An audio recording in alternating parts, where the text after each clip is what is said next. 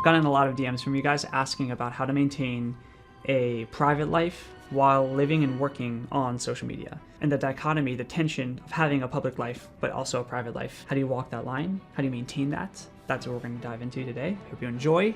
Let's roll intro. The last 2 years, everyone in the online space has been working diligently at creating a brand. I work with coaches and consultants, people who sell info product, and every single one of them is obsessed, rightfully so. It is important, but everyone's obsessed with creating a brand. And everyone reverts back to a type of marketing, lifestyle marketing, as the fundamental pillar of creating that personal brand. And lifestyle marketing in its own is actually a very good thing. But I think it's been manipulated and twisted into lifestyle marketing being one type of lifestyle that everyone is now trying to market. And as close as I am to him, I don't think Iman did a great job at preventing this from happening. I think we would both laugh about that. Andrew Tate, of course, played into this. Even guys like Hermosi and such, what you tend to see is that based on who people follow, I think a tangent story that'll help tell this point better is that when I used to work with Iman, I inherently started to dress better. Through proximity of working with him and respecting him, I started to up the caliber of how I dressed. And the entire team started to do the exact same thing. I then hired sales managers at Iman's company, Justin and Braden, and when they ran the sales team, it's like the entire sales team started dressing like Justin and Braden. I learned something, or at least I saw it in action. I've known this existed for a long time. It's a psychological, not phenomenon, but tendency that we have as humans to want to imitate or replicate the people that we respect. So as a Christian, to be Christ-like, to be a mini Christ, we emulate or attempt to emulate the life of Jesus. In business, we tend to emulate in how we dress and how we act and how we speak the people that we respect in business. That's why you see so many people who fall into one of really three buckets. Andrew Tate, Iman Gadzhi, Alex Hormozi. You see a majority of the space fall into three buckets of acting or dressing or speaking or even behaving in how they grow their businesses like one of those three. And then you have subcategories as well. You have your Ravi Abuvalas, your William Browns, your Joel Kaplans, the list goes on. You have me as a subcategory of even a subcategory. And in these little mini audiences, what you see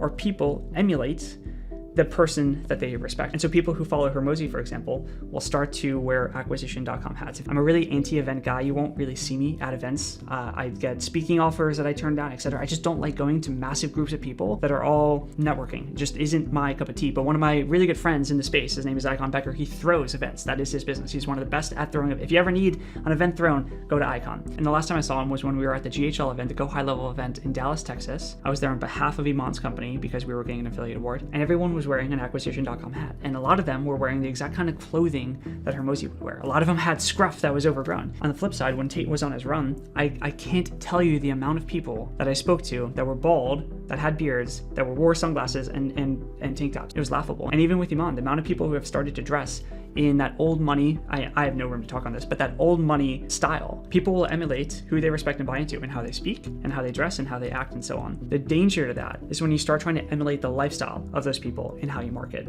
Lifestyle marketing, but not your own lifestyle, the lifestyle that you are emulating after someone else. Normally someone else that is further along in the game of business, further along in the game of money, further along in audience. Everyone tries to emulate where Iman is now because they see the amount of success he's had with his lifestyle marketing. So they try to emulate not where he started, but where he is now. And this happens not just with Iman. This is the same, of course, with Hormozi. This is the same, and the amount of people that create content like Hormozi creates content as if they have the amount of social proof that he has to get away with it, or the amount of people that have your Lamborghini in Miami kind of lifestyles. Everyone is trying to fit into these pre-made buckets. The Lamborghini in Miami penthouse bro, where you have multiple roommates, but you never actually talk about that. I know people who do the same thing with G-Wagons and such. You have your Dubai gurus right now, not to put anyone up, a lot of people where I'm about to say are friends of mine, but you have your Marbella crew now. There are so many people who are just trying to fit themselves into these non-unique buckets. And there's a few downsides. Number one is that you're stripping away the thing that makes you unique. And being unique is what inherently builds the personal brand. No one wants another story about someone moving to Dubai for tax havens and driving nice cars and getting a chauffeur. Those stories already exist. And while you are, as an image bearer of God, unique, and even in one of these pre-made buckets, you still have a unique story to tell, you're telling a story or trying to tell a story that's already been told. And while that can work, I would argue that you have a story in its own that is beautiful and unique and that should be shared and other people would love to follow. I think one of the reasons that Daniel Dallin, for example, has done so well is because the story is so unique. Entrepreneur from, I think, the Netherlands who lives in China, building a non-info company, to my understanding at least. I'm saying this, but I haven't followed a lot of his content. It's just a story that you don't see. This guy from the Netherlands speaking Mandarin in China, working on some kind of e-com program and documenting the whole thing. It's unique. I can't wait. One day, hopefully, I am one of these audits, but there are channels that will audit YouTube personas, Instagram personas, talk about the brand and how they're building the brand inside. And they'll always talk about the fundamentals to content. Create content that makes people know, like, and trust you. Create authentic content, create lifestyle content, viral content, value content, educational content, etc. Everyone will talk about the buckets that you have to hit, the things you have to do. People will even go as far as dissecting the types of camera lenses that people will use, the editing style, the colors, etc. And while all of these small details build into the story, I think what everyone misses is the fact that the story is just unique. Before Iman, there wasn't a 16-year-old to 25. I should know how old Iman is. There was not a 16 to 25-year-old entrepreneur growing the online marketing world story. It just didn't exist. He pioneered that story. Before Dan Martell, there was not a drug addict who went to jail, got out of it, started SaaS, built a portfolio in SaaS, then started info story in Canada. Like, especially an older gentleman with a family now fit. Like, that story just wasn't created yet. Daniel Dallin with Mandarin building in China from the Netherlands, again, a very unique story. And those stories are what people buy into. It's not the fact that Daniel Dallin has an orange profile photo or that Iman uses film cameras for his Instagram. Those things, of course, play into the brand. When you see film, you think Iman. When you see that orange, you think Daniel Dallin. But the brand, the story that people are buying into is unique. And that's why it seems like they have this gravitational pull in their brand. I have a very small audience, but I think the same is true as to why this channel grew quickly last year. I live in the middle of nowhere, which is contrarian to everyone else in the space who lives in cities, Las Vegas, Miami, Dubai, Scottsdale, etc. And I create content about my personal walk in faith as I venture in this world of business. It's a story that isn't commonly shared, and I think people are buying into that story. And my encouragement to you is that you are also writing a story. God is writing a story with you as the main character, as the hero of the story, but instead of documenting that story, instead of writing that book, you're trying instead to copy someone else's. And I think that's really sad. I think it strips away from the artistic creation we're supposed to have as Christians, assuming you're a Christian watching this. Safe assumption, by the way, considering I create a ton of Christian content. I oftentimes think about what my life would be like if it was a book of the Bible, meaning if they wrote a book about Paul and put it in the Bible. I know that there's not going to be a third testament. If you're watching this and you're a Mormon, I hate to break it to you, there's no third testament. There's no testament after the New Testament that was written 2,000 years ago. But if there was to be another book and my story was in there, I want to know that I leaned into that as much as possible. And I know that as a sinful man, I will fall into the same sins and same mistakes that all throughout the Bible you see. I'll worship, in my story, I have worshipped that golden calf. I've given into the idolatries, but I want to be a character in that book that is devoted toward growing toward the purpose that God sent him out to, delivering the message that God sent him out to, delivering the message that God purposed him with. And I'm not going to do that by trying to copy or emulate a lifestyle that I see someone else living. The first encouragement I want you to take from this video is to be unique. It's not to be unique because you already are unique. You're created in the image of God. What you're supposed to recognize is that the church, the body of the church, reflects God because we're all made in his image. But we're made almost like there's this light from the window is casting in, but I don't have crystal.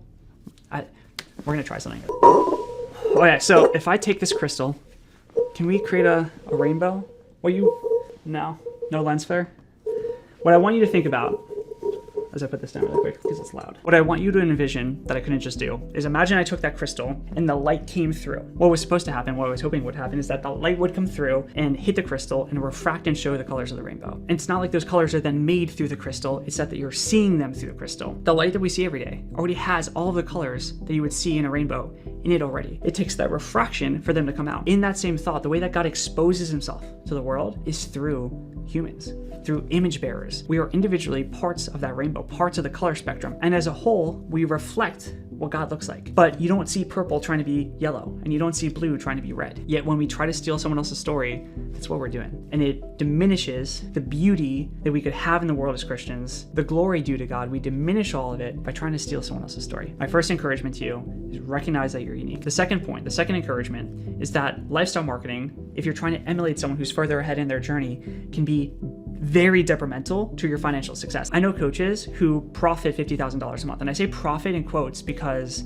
they're not running ads, they're creating an organic audience and such. But the way that they market is by living this lavish lifestyle, by staying in these incredibly expensive Airbnbs, by traveling all around the world, by renting really nice cars when they are traveling, by doing all these things that cost a lot of money. And inherently, that is your marketing spend. That is your ad budget. The most expensive type of marketing budget that I've personally found is lifestyle marketing. If you're trying to live a lifestyle that is beyond your means to show people that you're worth listening to, that is the actual definition of golden handcuffs. And I don't think most people recognize how stupid it is. If you're trying to create a story inside one of these molds, these pre-made buckets that we've talked about, you're now competing with people who have much more to spend on that lifestyle than you do. And so number one, it's like shooting yourself in the foot because you're trying to compete with people who can just outspend you, which is business 101. Worst kind of fight to get into is a fight with someone who has more money than you. If you're trying to lifestyle market old money, Iman's gonna slay you. The amount of money he can spend is just infinitely more than you can. If you're trying to live the Lamborghini penthouse Miami lifestyle, I don't know Miami influence. TJR Trades, I think, it may be in Miami. You'll get smashed. Beside the fact that people don't want that story because they've seen it already, and I'm not even gonna get into the connotations that come with certain stories. You're just signing up to fight titans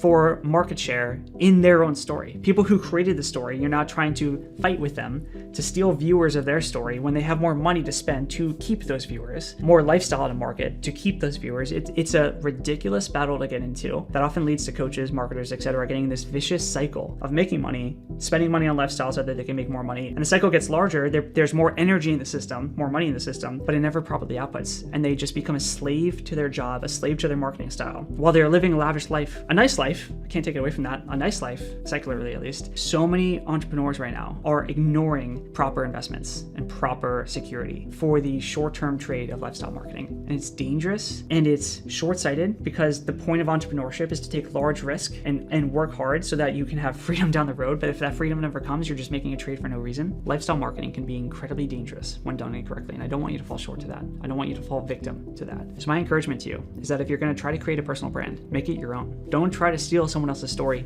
Write, and this sounds so cheesy, but write your own story. I feel like I can make a fortune cookie based on this video. Be unique. Recognize that you are an image bearer of God, and God, the King of Kings, the Lord of Hosts, creator of this world, the sovereign, holy, just, perfect, loving God, he has a unique story that he created for you. And we can lean into that story and share the glory of God. Or we can copy someone else's bucket, copy someone else's story, and live this secular life that a lot of online entrepreneurs want to live. The choice is yours. But the life that you're living is worth sharing.